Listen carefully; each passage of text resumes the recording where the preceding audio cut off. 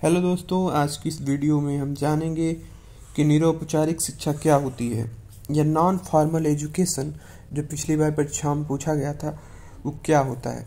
जैसा कि हम सभी जानते हैं कि शिक्षा दो तरीके की होती है, एक होती है औपचारिक शिक्षा और एक होती है अनौपचारिक शिक्षा।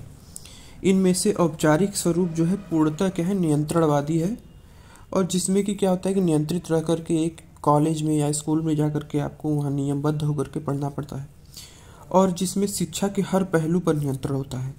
और इसमें कक्षा, कक्ष, प्रवेश, पाठचर्या, शिक्षण विधि, अनुशासन, परीक्षा, स्थान, आयु एवं योग्यता आदि सभी नियंत्रित होते हैं। शिक्षा का दूसरा रूप जो है वो अनौपचारिक शिक्षा है, जिसमें सभी कुछ पूर्ण रूप से अनियंत्रित है। इसमें न कक्षा कक्ष, न पाठचर्या, न परीक्षा और न ही अनुशासन आदि है। तो वर्तमान में इन पूर्ण नियंत्रण और अनियंत्रित स्वरूपों से हट करके क्या है, नया रूप जो है शिक्षाविदों ने विकास किया। ठीक है, मतलब एक जो फॉर्मल होता है वो बिल्कुल नियंत्रित होता है और इनफॉर्मल जो होता है वो अनियंत्रित होता है। तो दोनों ही चीजें क्या है, एक्सट्रीम्स हैं, दोनों ही क्या है, दो अति हैं। तो इन दोनों की ही खामियों से उबरने के लिए शिक्षाविदों ने कुछ नई तकनीक विकसित की है। तो इसी को हम लोग निरौपचारिक शिक्षा के नाम से जानते हैं। तो आइए जानते हैं।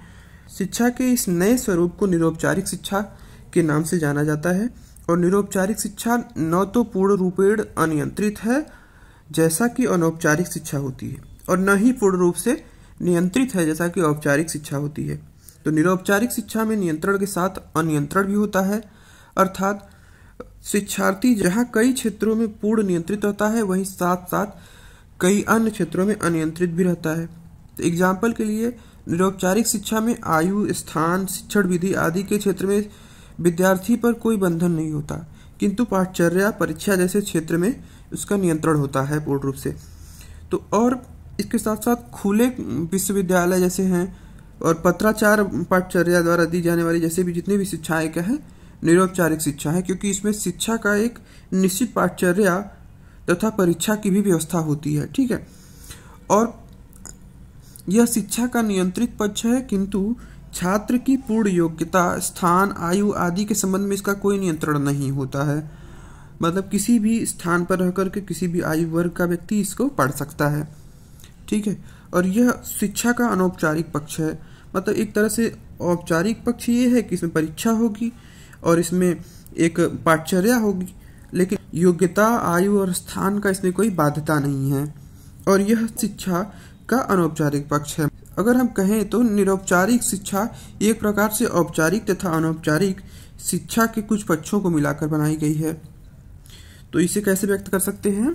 इसको हम व्यक्त कर सकते हैं निरौपचारिक शिक्षा बराबर औपचारिक शिक्षा प्लस अनौपचारिक शिक्षा। ठीक है, दोनों का मिला जुला रूप होता है निरौपचारिक शिक्षा।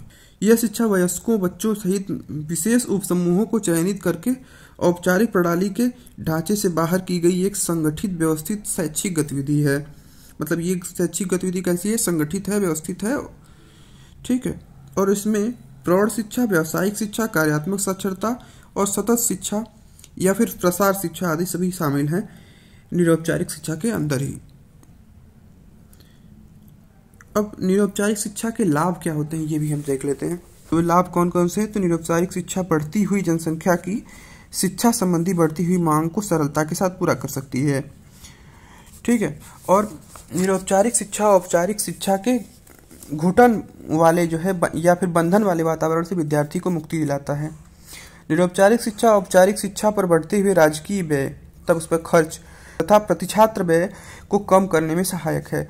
निरौपचारिक शिक्षा का एक निश्चित उद्देश्य होता है और निरौपचारिक शिक्षा औपचारिक शिक्षा के समान मापन के अयोग्य नहीं है। मतलब इसमें भी मेजरमेंट होता है, एक तरह से उनको डिग्री भी मिलती है इसकी, और इसका मापन किया जा सकता है। और निरौपचारिक शिक्षा में परीक्षा की व्यवस्था के कारण शिक्षार्थी शिक्षा ग्रहण करने के लिए प्रेरणा प्राप्त करते रहते हैं कि मतलब परीक्षा है तो उनको पढ़ने के लिए कुछ तो कुछ उसको ज्ञान अर्जित करने के लिए प्रेरित करती है। और निरौपचारिक शिक्षा में भी एक निश्चित पाठचर्या होती है इसकी भी, और इस कारण छात्रों के व्यवहार में वांछित परिवर्तन लाने में समर्थ होता है। ठीक, तो निरौपचारिक शिक्षा का स्वरूप व्यवस्थित होता है। ठीक है, और इस शिक्षा में आयु, स्थान, जाति, लिंग, धर्म, योग्यताएं आदि का बंधन न होने से शिक्षा ग्रहण करने में काफ़ी सुविधा आती है। और अनेक कारणों से क्या है कि औपचारिक शिक्षा ग्रहण करना संभव नहीं हो पाता है, इसलिए स्थान पर जहाँ से वो नहीं बाहर निकल सकते हैं, पढ़ने के लिए नहीं जा सकते हैं, वहाँ पे भी शिक्षा का ग्रहण कर सकते हैं निरौपचारिक शिक्षा से। ठीक है, तो आई होप कोई आपको समझ में आया होगा। आज की वीडियो में इतना ही, धन्यवाद।